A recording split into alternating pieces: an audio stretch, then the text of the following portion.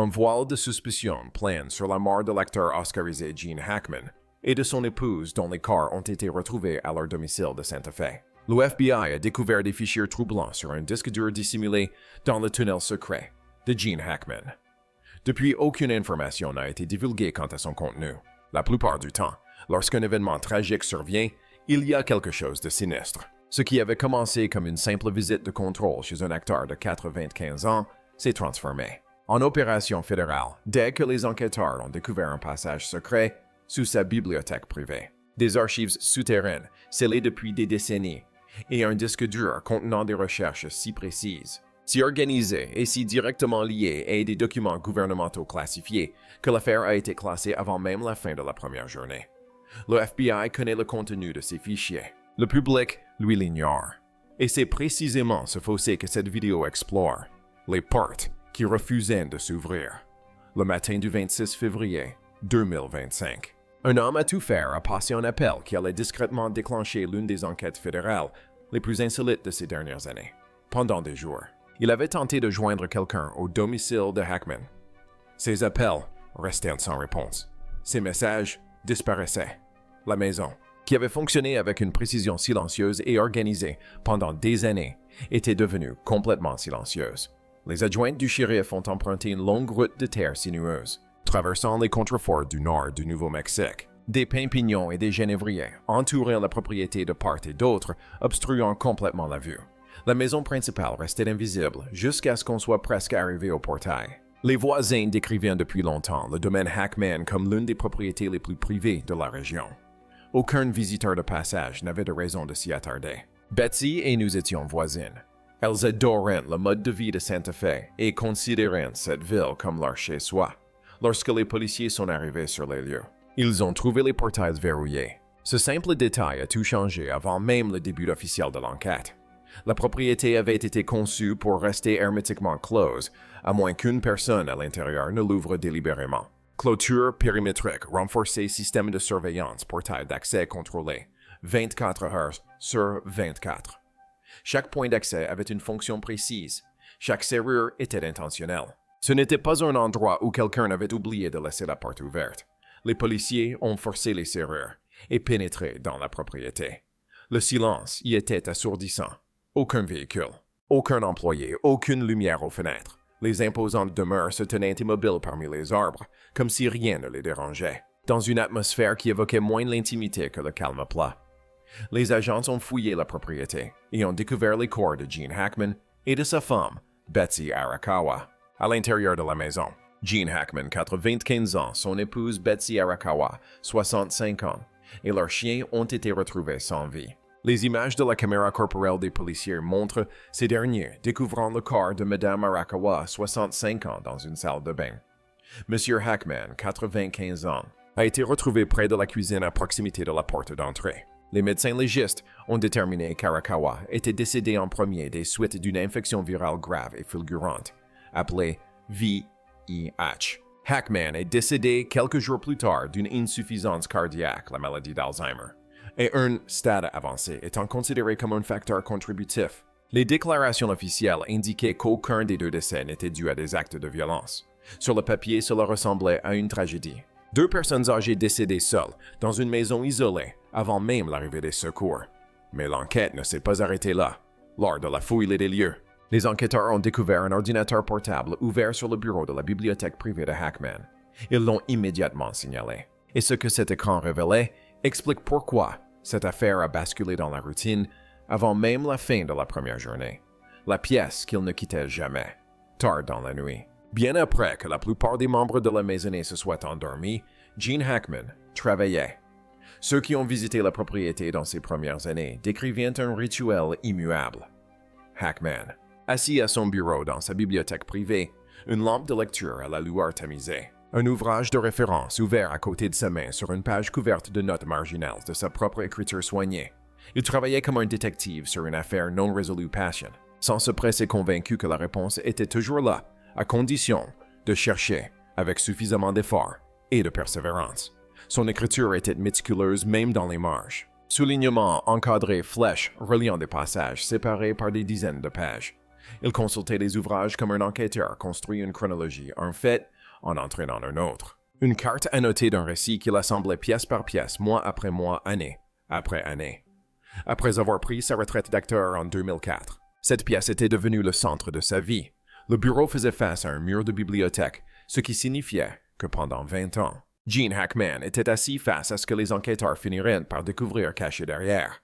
C'était le premier endroit où il se rendait. La bibliothèque paraissait ordinaire au premier abord. De hautes étagères tapissées entre tous les murs des meubles anciens étaient baignés d'une lumière chaude. Des ouvrages rares étaient soigneusement rangés à côté d'œuvres d'art encadrées et de manuscrits épars. Des éditions originales côtoyaient des documents de recherche abondamment annotés. Mais voici ce qu'ils remarquèrent en explorant prudemment la pièce. Des livres avaient été déplacés et remis en place dans le désordre. Une lourde chaise portait des traces de frottement récentes sur le parquet. Plusieurs tiroirs étaient entrouverts, comme si quelqu'un les avait fouillés à la hâte, sans prendre la peine de les refermer.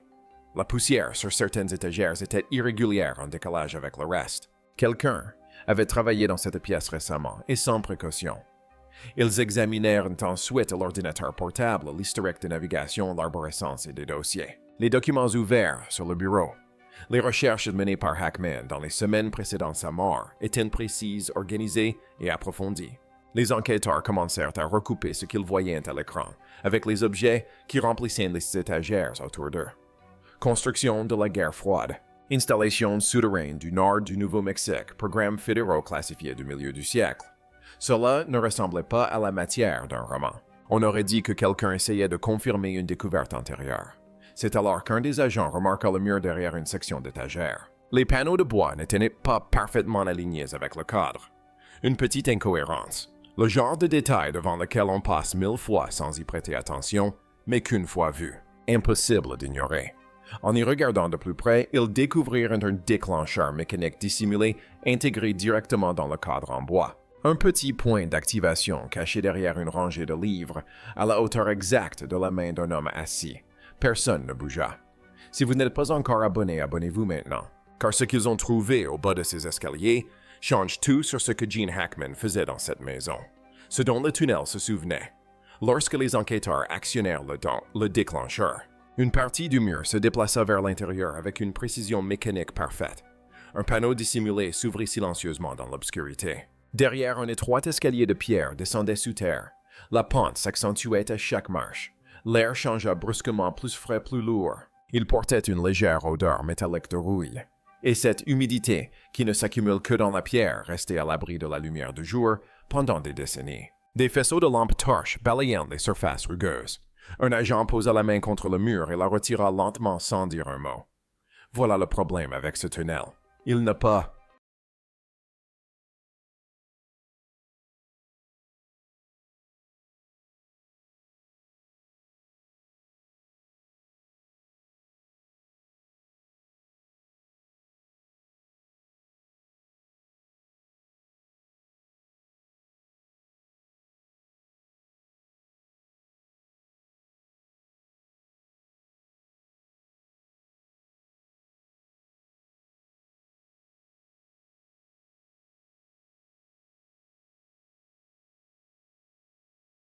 L'ensemble paraissait homogène. En réalité, il semblait composé de plusieurs projets distincts, construits les uns sur les autres, au fil des générations. Les parties supérieures témoignaient d'une modernisation délibérée. Supports en béton étaient en acier, câbles électriques partiellement encastrés dans les murs, comme si l'installation électrique avait été interrompue en cours de route. Mais plus on s'enfonçait, plus les matériaux changeaient radicalement. La maçonnerie inférieure était taillée à la main. Marque de ciseaux traditionnels, pas de machine. Les joints irréguliers entre les blocs de pierre témoignent d'un travail artisanal imparfait, caractéristique des fouilles du début du 20e siècle plutôt que des constructions postérieures à la Seconde Guerre mondiale. Les ingénieurs qui ont examiné ultérieurement des photographies de la structure ont conclu que les parties inférieures avaient probablement été construites des décennies avant la maison située au-dessus, peut-être dès le premier quart des années 1900. À l'époque où Gene Hackman s'y était installé, le tunnel sous sa bibliothèque existait peut-être déjà. Quelqu'un d'autre l'a construit. Quelqu'un d'autre l'a renforcé.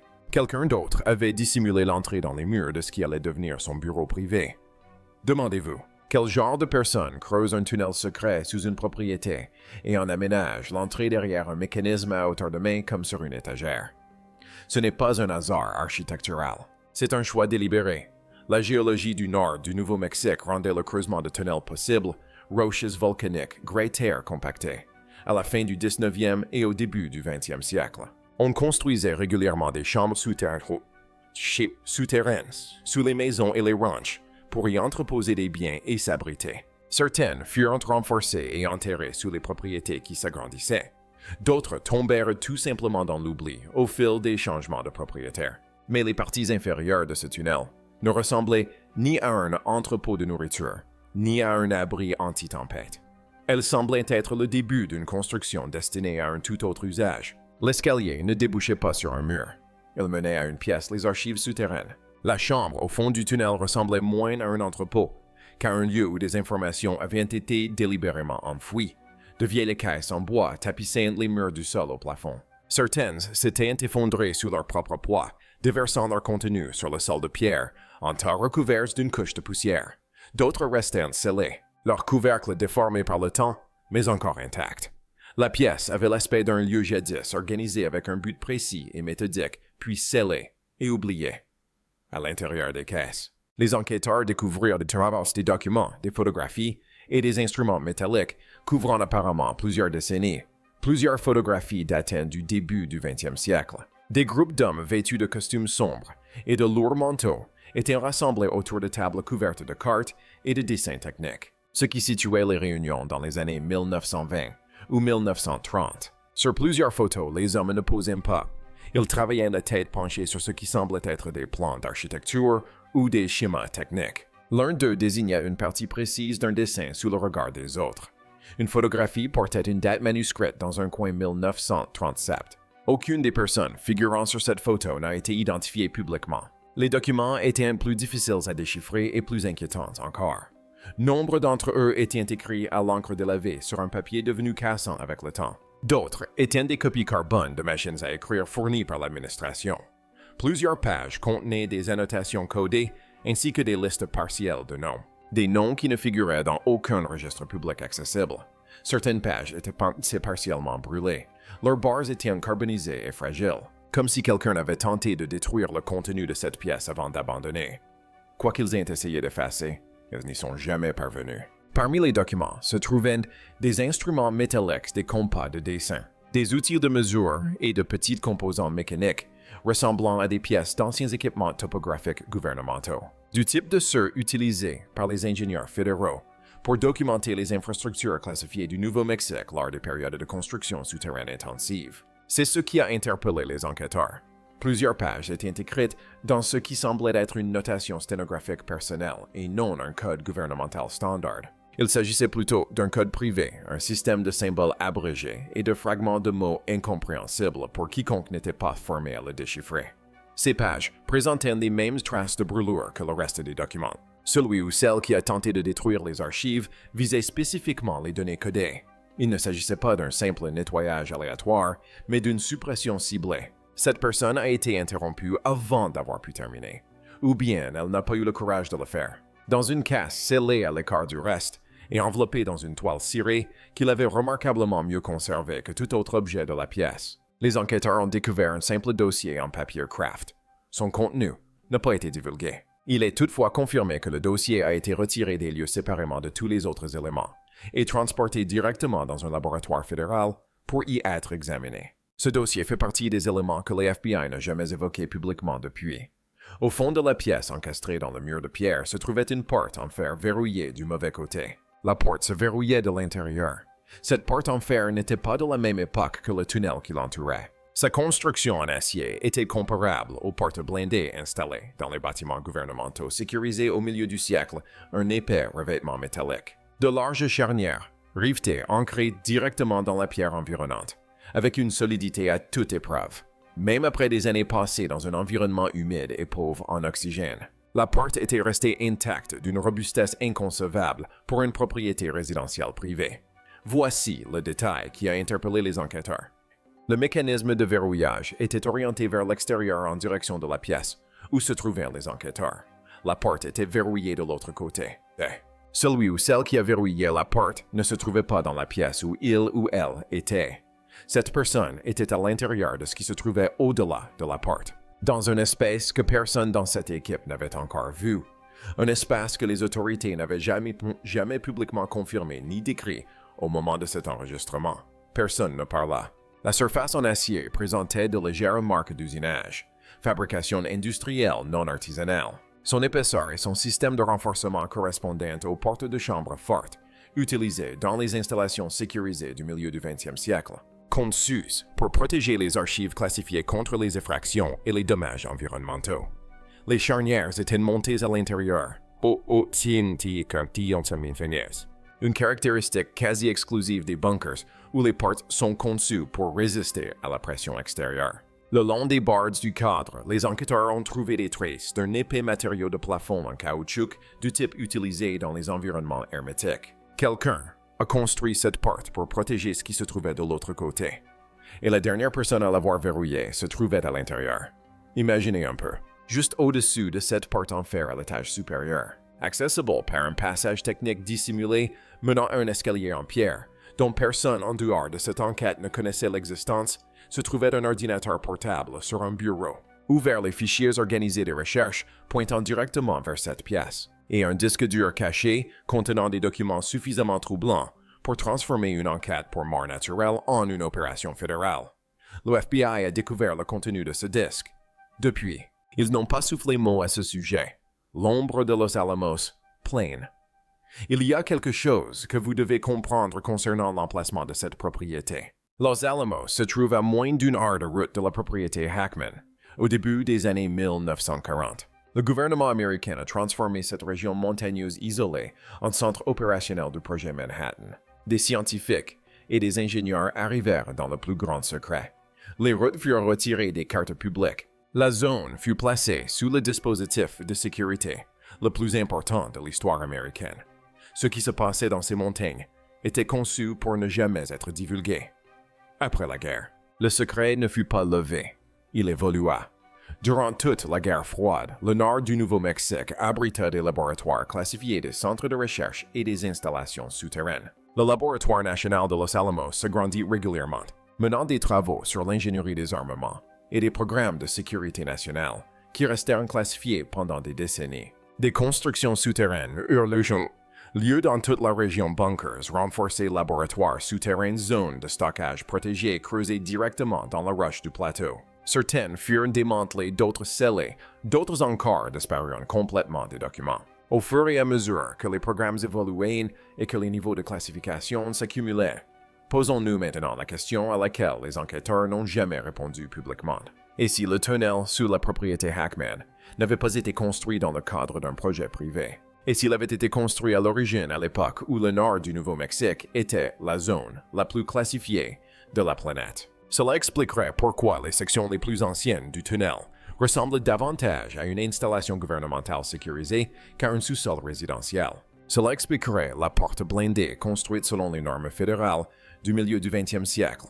Cela expliquerait l'entrée dissimulée conçue avec précision, ni cadenas, ni panneaux de contreplaqué, mais un mécanisme intégré de façon permanente à la structure architecturale de la maison. Cela expliquerait pourquoi, lorsque l'ordinateur portable de Hackman fut ouvert ce matin de février, les enquêteurs fédéraux décidèrent immédiatement que cette affaire nécessitait leur intervention.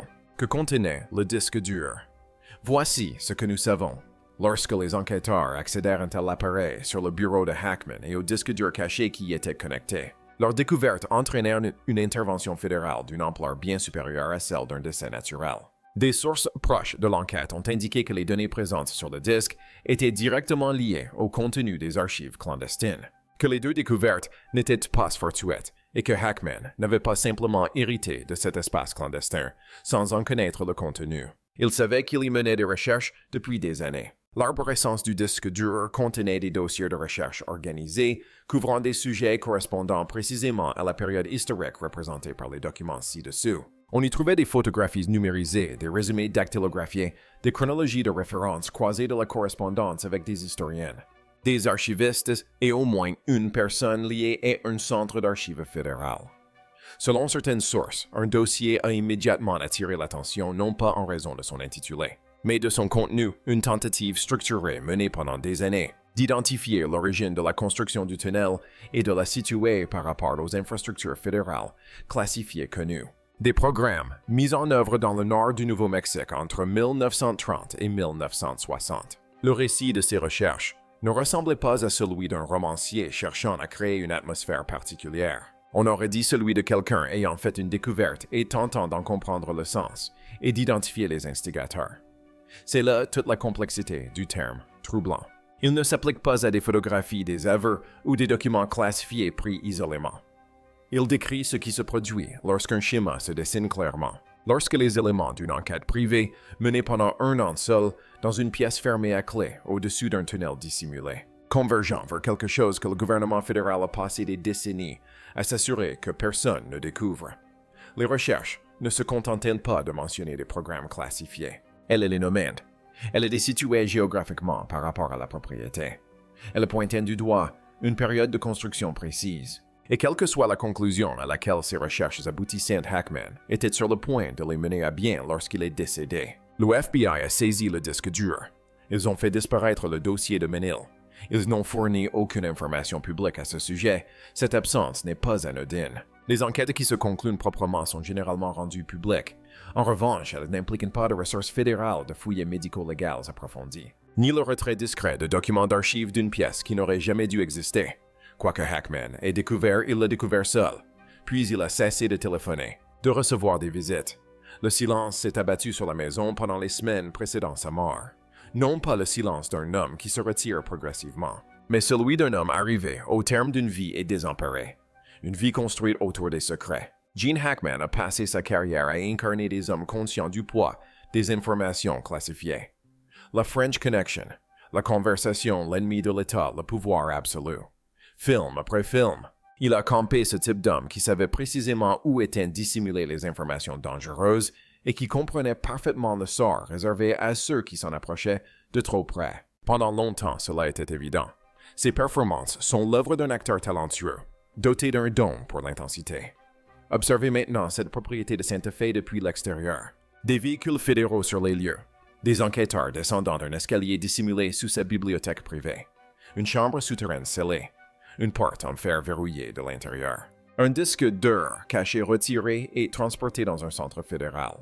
Et un mur de silence officiel si total qu'aucun détail concernant le contenu de ces fichiers n'a été rendu public. Les personnes qui ont collaboré avec Hackman à son roman historique décrivent un homme qui a passé des mois à traquer les sources primaires, qui a contacté les archivistes avec la persévérance d'un journaliste d'investigation, qui a refusé d'accepter des témoignages indirects lorsqu'une documentation originale pouvait exister.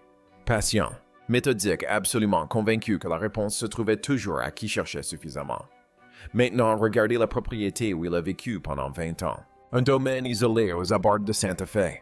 Une clôture périmétrique renforcée, une bibliothèque remplie de volumes annotés sur les infrastructures de la guerre froide, les programmes gouvernementaux classifiés et l'histoire des travaux souterrains du nord du Nouveau-Mexique, les marges couvertes de son écriture, les pages de référence marquées et indexées. Un passage mécanique dissimulé derrière une étagère actionnée à hauteur de main.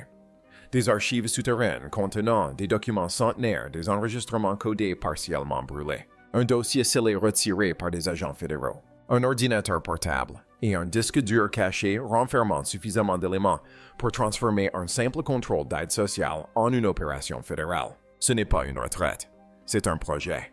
Rien de tout cela ne confirme l'implication de Hackman dans des activités illégales.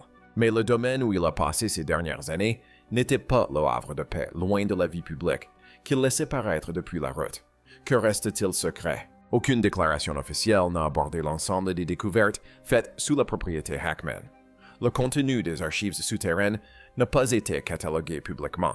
La porte en fer n'a été mentionnée dans aucune conférence de presse. Le lien entre l'ordinateur portable, le disque dur caché et la pièce située sous la bibliothèque n'a jamais été ni confirmé ni infirmé. Lorsque des journalistes ont cherché à obtenir des éclaircissements sur la dimension fédérale de l'affaire, ils ont été renvoyés à des déclarations ne traitant que des causes de décès confirmées, laissant sans réponse publique toutes les questions concernant la propriété elle-même. Réfléchissez aux conséquences structurelles de cette situation. Lorsque les forces de l'ordre confirment la clôture d'une affaire, elles publient leurs conclusions. Elles expliquent leur découverte et pourquoi aucune enquête supplémentaire n'a été jugée nécessaire. L'absence de ces explications n'est pas un simple retard administratif, c'est une décision.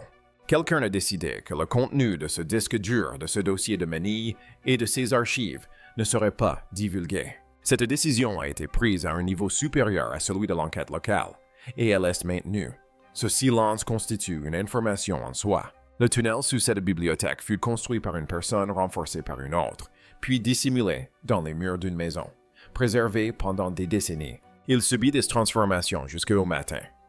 Des appels restés sans réponse menèrent les policiers à un portail verrouillé par un froid matin de février 2025. Hackman était peut-être le premier propriétaire à avoir réellement compris ce qui se cachait là-dessous, qu'il ait découvert le passage et passé 20 ans à remonter le fil de son contenu, ou qu'il ait bâti toute sa vie à Santa Fe spécifiquement autour du projet de l'étudier. Personne en dehors de l'enquête ne peut l'affirmer avec certitude. Ce que nous savons, c'est que le déclencheur dissimulé était positionné exactement à la hauteur de sa main lorsqu'il était assis. Ce que nous savons, c'est que son bureau faisait face directement à ses étagères. Ce que nous savons, c'est que les recherches effectuées sur ce disque dur étaient organisées, méthodiques et visaient une conclusion précise. Elles étaient le fruit de plusieurs années de travail. Ce qui est clair, c'est qu'au moment où son corps a été découvert, l'homme qui vivait dans cette maison se posait depuis longtemps des questions très sérieuses sur ce qui se cachait en dessous, et ce de manière systématique. Avec la même rigueur et la même méthodique discipline qu'il avait appliquée pendant des décennies à ses recherches historiques. Il recoupait les informations, vérifiait, reconstituait le dossier pièce par pièce dans la pièce, située juste au-dessus de l'objet qu'il tentait de comprendre. Et les réponses qu'il a trouvées sont consignées dans des fichiers sur un disque dur caché, dont les FBI n'a jamais parlé publiquement, depuis le jour où ils ont quitté cette bibliothèque. Quelque part derrière cette porte en fer verrouillée de l'intérieur construite selon les normes des coffres-forts gouvernementaux, scellée dans une chambre sous le bureau privé d'un homme décédé, se trouve une pièce que personne n'a décrite publiquement. Un espace qui attend d'être ouvert depuis plus longtemps que Hackman n'était en vie, et quoi qu'il contienne. Le gouvernement fédéral le détient depuis des mois et n'a rien dit. La porte en fer, le disque dur, le silence. Ce n'est pas une affaire classée. C'était quelque chose qu'on étouffe. Abonnez-vous dès maintenant car quand cette histoire éclatera, et elle éclatera, vous devez être là.